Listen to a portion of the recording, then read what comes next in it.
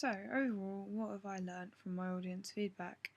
From the mass sort of showing we did, I think we got a lot of good comments back. I think as a whole, it showed us that our piece was actually quite good. That our target audience, which is basically who we showed it to for audience research, well, audience feedback and research at the beginning, actually connected with it the way they wanted to.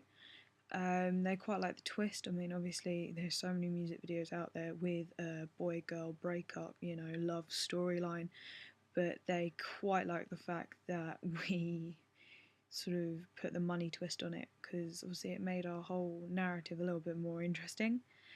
Obviously, they also liked our ending and the use of the flashbacks, the ambiguity. They liked the fact that our music video actually had a narrative and actually had a meaning to the images that they were seeing rather than it just being a non-linear narrative with images that connect with certain lines in the song. We really took on the meaning of the song and tried to display something that would have a message to our sort of music video. We wanted that more narrative based, we wanted something with meaning, and I think the audience responded to that well and they really liked that. As I said, the flashbacks went really well. They actually understood it was a flashback, which is always brilliant because when having tackled flashbacks in the past, they haven't always gone to plan. So we really made sure that it was clear that it was a flashback. Because obviously, if they don't, then it just looks weird, and you have this discontinuation of time, and it doesn't make sense, and it leaves the audience feeling either confused or, sort of like, hang on, did I miss something? And then they become almost alienated and isolated from the rest of it, and that's not what you want. So, obviously, that was good.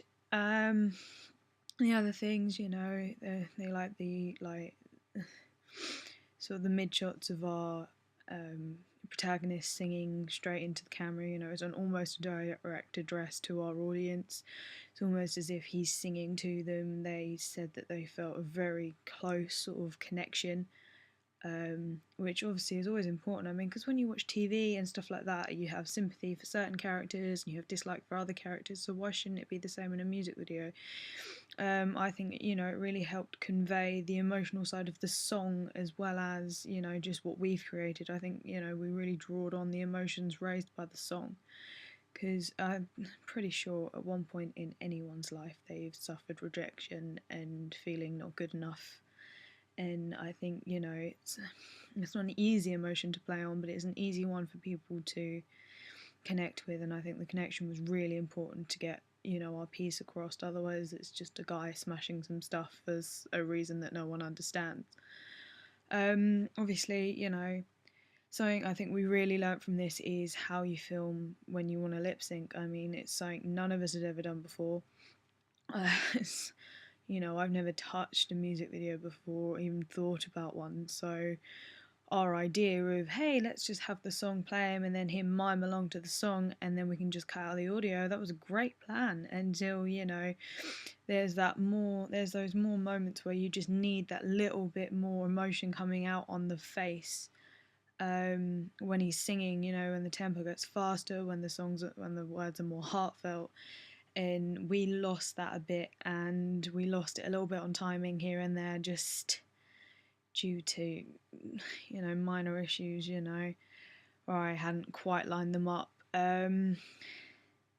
Obviously everyone liked the smashing. They thought that was a very different thing to see in a music video. They found that quite fun, which is brilliant. That's what we like. We were hoping that would be something quite new. Obviously slow motion and smashing is used in music videos, but we were really hoping that it would be something completely different. We were using it for a different way. We wanted to use it to show the emotions, to show the connection, and really sort of like emphasize the importance of love in this world and emotion and how it can affect you, and just looking really at the raw human rather than hey, I'm a construct. Obviously, the only thing that was really said about our smashing was the lighting, and I do agree with them. Ideally, I would have loved to have done it in a black you know, with a black backdrop, high key lighting, and just watch it smash. But that would have looked really weird in the room we had. And being that location was quite a difficult thing to find in the first place, I think we did well with what we had to work with. I don't think we could have done much better, much different with the location that we had. So that's all good. I mean, mainly we learned that our piece was successful, yes, but in all good things, you know, there was feedback where we could improve, and if we do anything in the future, you know, we take these full on board, which is always good. Um, I mean, really, I just think the audience actually got what we were trying to say.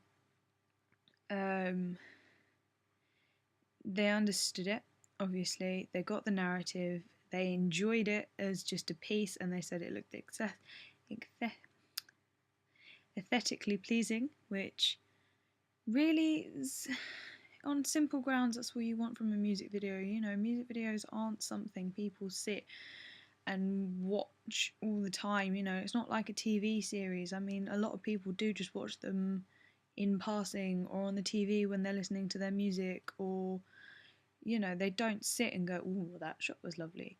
But I think having a good looking music video is important, and I think we did that. I'm gonna be honest. I think the audience just reassured the fact that